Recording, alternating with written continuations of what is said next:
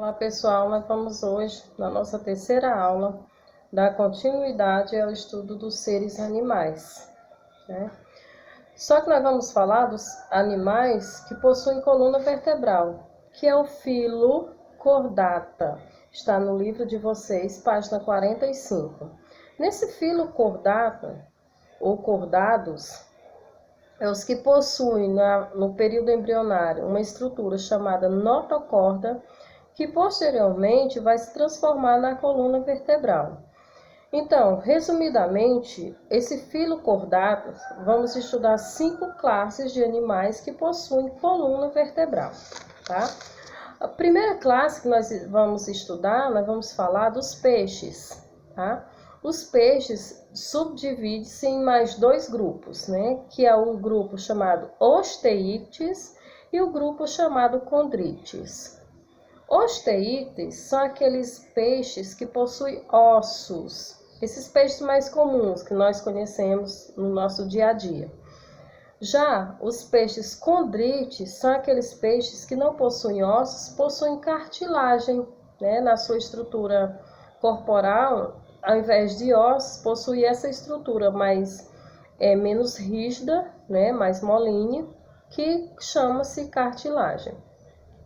Internamente, há diferenças também entre esses peixes, né? No caso dos peixes ósseos, que os peixes mais comuns possuem a presença da bexiga natatória. O que é a bexiga natatória?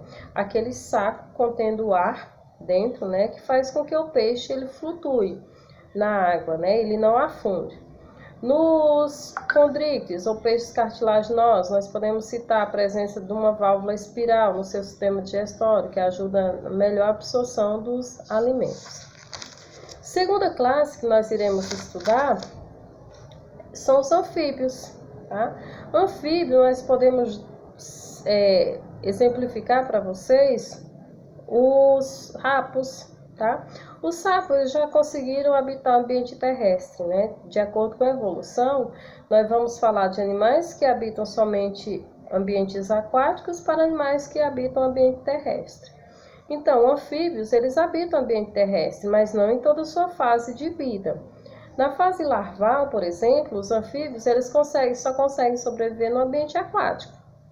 À medida que eles vão adquirindo estruturas corporal, como patas, né, pulmões, eles já vão ser capazes de habitar um ambiente terrestre, tá? Terceira classe que nós iremos estudar são os répteis.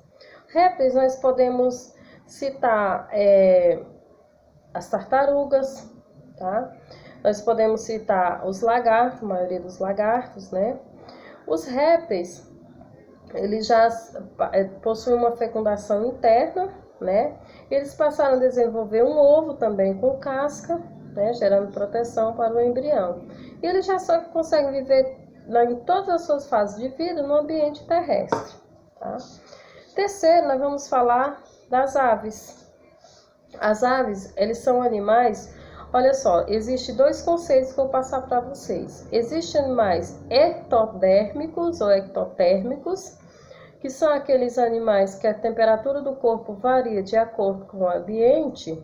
Exemplo, os répteis, quando está frio, a temperatura do corpo deles também vai estar frio, tá? Já aves, a temperatura do corpo não varia, como a gente. Nós podemos estar no ambiente quente, mas a temperatura do nosso corpo vai estar em torno de 37 graus. Podemos estar no ambiente frio a 17 graus, mas a temperatura do nosso corpo vai estar em torno de 37. Então, gente, anfíbios e répteis são animais ectotérmicos, ou seja, a temperatura do seu corpo varia de acordo com o ambiente. Aves e mamíferos são animais chamados homeotérmicos, ou animais de sangue quente, que a temperatura do corpo sempre vai estar um pouquinho elevada, como citei exemplo do nosso corpo. As aves possuem algumas adaptações para que possam levantar voo. Por exemplo, os ossos são chamados ossos pneumáticos ou pneumatóforos, que são os ossos mais leves, ossos ocos, podemos dizer assim, tá? Já Os mamíferos possuem também, falando das aves ainda, uma glândula chamada glândula uropigiana, que é aquela glândula que fica logo acima da cloaca, que é a estrutura que nós podemos comparar ao ânus, né? Aquela estrutura cloaca é cheia de óleo para umidificar suas penas e impedir que afundem, né, quando estão em ambiente aquático, tá? Glândula uropigiana fica acima da cloaca, que é estrutura similar ao ânus, tá? Por último, nós vamos falar dos mamíferos, né? Que os mamíferos, eles podem ser classificados como prototérios ou monotremados, né? Que é o mamífero que bota o ovo, nós podemos citar o ornitorrinco. Os metatérios ou marsupiais, que é aqueles que possuem uma bolsa por fora do corpo, canguru, gambá. E os eutérios, que são os demais mamíferos, que possuem placenta, chamados também de placentários, tá? Bom estudo para vocês. Fazer as atividades do capítulo da unidade 3, tá? Toda atividade.